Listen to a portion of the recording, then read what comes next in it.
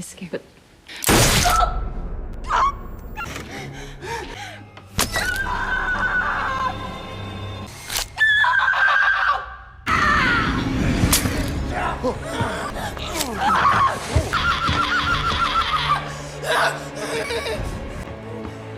The movie opens on a grand, eerily quiet mansion. Inside, a wounded man stumbles through the halls, trying desperately to hide from an unseen threat.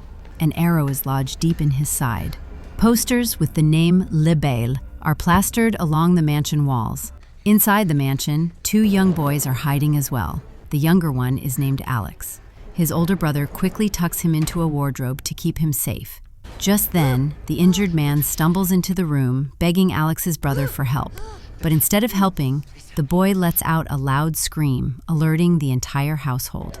Within moments, the mansion's strange and ominous residents, their faces covered by ceremonial masks, arrive.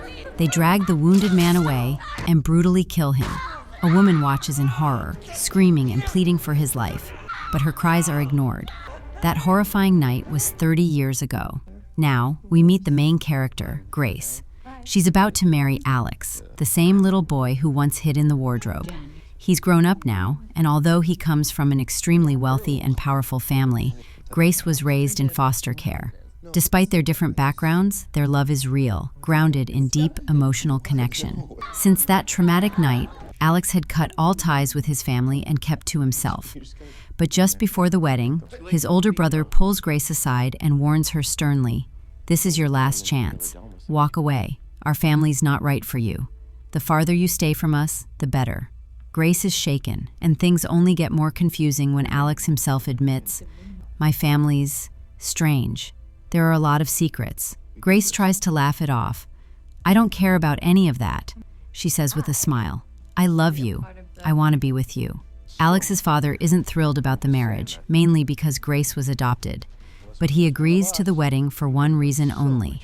It's the only way to bring Alex back home. Grace, blissfully unaware, has no idea she's about to step into a world of dark rituals and deadly secrets that will change her life forever. The wedding takes place.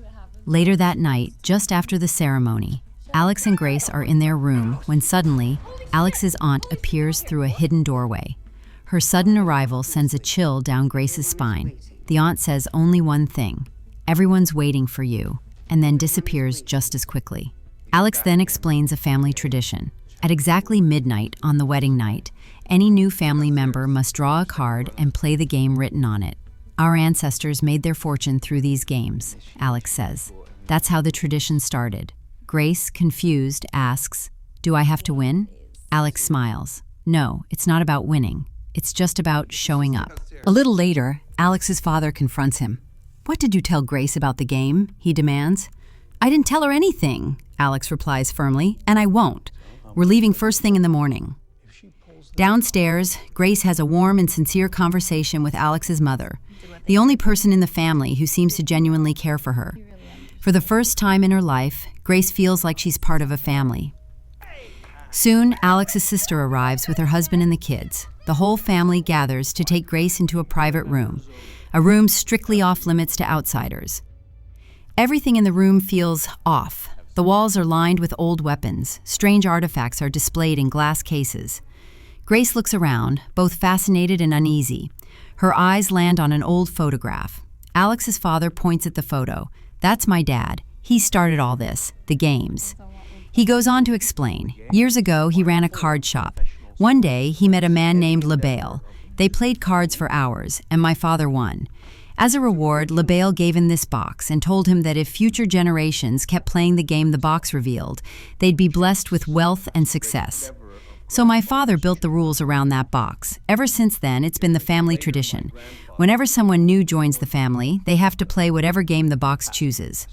Grace, curious, picks up the box and draws a card. It reads, "Hide and Seek." A heavy silence falls over the room. The family members exchange nervous glances. Trying to lighten the mood, Grace laughs. "Wait, we're seriously playing this?" Alex's father replies gravely, "Yes, you'll need to hide, and we'll come find you." Something in his tone chills Grace to the bone. Her gut tells her this isn't a normal game. Suddenly, the doors of the mansion are locked. All security cameras are shut down. The family insists it's part of LaBelle's rules. A haunting melody begins to play from an old record player. One by one, the family members arm themselves with ancient weapons. The game has begun. Alex refuses to take part. His sister-in-law stays with him, making sure he doesn't try to help Grace. Meanwhile, Grace hides in a dumbwaiter. The rest of the family starts searching. Later, Alex quietly escapes through a secret door. Grace, bored and restless from sitting still, sneaks out of the dumbwaiter. Shit. Alex finds her, pulls her into another room, and the two hide together. But the family maid hears something. Thinking one of the kids is out of bed, she follows the noise, straight into the room where Alex and Grace are hiding. Panicked, Alex's sister bursts in and fires a shot. The bullet hits the maid right in the eye. Her eyeball explodes and she collapses, dead. Christ. Does she look like she's wearing a giant white wedding dress? Move her. We don't want Grace to see. Give me the fucking lanterns. Grace is horrified. The rest of the family shows up and immediately begins arguing about how to get rid of the body. Now Grace has seen the truth. These people are capable of murder. But the family doesn't know she saw what happened, or that she now understands what's really going on. Later, Alex's brother turns to their aunt and asks, "Will that blood be enough?" She replies coldly, "No, only the bride's blood counts. If we don't kill Grace before sunrise, LaBelle will kill us all." Grace overhears everything. Now she knows the entire family is hunting her, and they won't stop until she's dead. Alex tells her seriously, "We have to escape from here as soon as possible. That's the only way now." He then explains to Grace, "The card you picked, hide and seek, it doesn't mean something innocent like you thought. It means you have to hide, and the whole family will try to find and kill you. And if they fail to do so, LaBelle will destroy them all by morning." Together they come up with a plan. Alex says, "I'll unlock the kitchen door. You run away from there."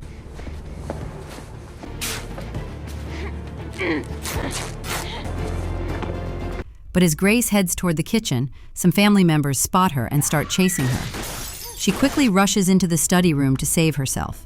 At that moment, Alex's brother arrives and Grace pleads with him for help. I'm begging you. He says, "I don't want to kill you because you're my brother's wife and he truly loves you. You've got only 10 seconds, run." The rule of the game was that if anyone saw Grace, the family could all kill her together. As soon as the 10 seconds are up, Grace runs. Alex's brother calls out to the family. They angrily ask him, "Why didn't you kill Grace?" Alex's father then decides to check the security camera footage to find Grace's location. That's when they discover Alex is in the control room and has unlocked all the doors. Even so, Grace can't escape because Alex's uncle is waiting there. He tries to catch her and a fierce fight breaks out between them. Grace injures him and escapes. Meanwhile, Alex's brother and father reach the control room, break the door, and drag Alex out. Eventually, they handcuff him. After this, Grace hides in the same elevator, but one of the maids is already hiding there in fear. She starts screaming, "Grace is here." Just then, her neck gets stuck in the elevator, and she dies a horrifying, pitiful death.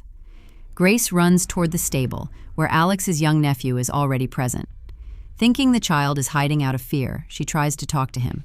But suddenly, the child shoots her, and the bullet hits her hand. In agony, Grace punches the boy in a rage, causing him to fall. During this, she herself slips and falls into the stable's basement.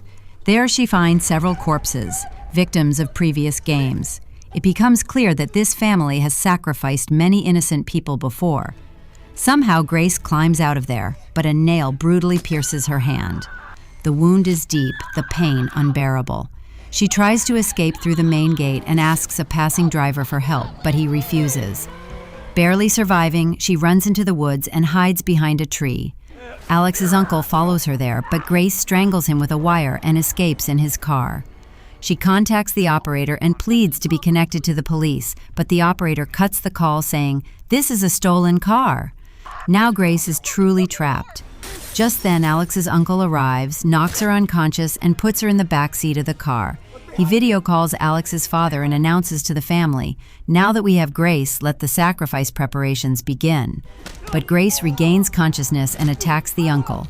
The car spins out of control and crashes into a tree. Alex's uncle dies instantly, but Grace miraculously survives. As Grace tries to escape, Alex's brother arrives. She begs him for help, but this time he doesn't. Instead, he knocks her out and takes her to the mansion, since his father was watching him. In the mansion, Grace is tied up, and a dark ritual begins. The family chants incantations and drinks a special liquid, only to start vomiting blood moments later. It turns out Alex's brother had spiked their drinks. He frees Grace and helps her escape, but just then, his wife arrives and shoots him. Seeing this, Grace's rage boils over. She lunges at her, pins her down, and knocks her unconscious before escaping again. Thank you. Meanwhile, Alex regains consciousness and frees himself from the handcuffs. As he steps out, he sees his brother has been killed. His father chases after Grace to kill her, but Grace hits him with a lamp, starting a fire.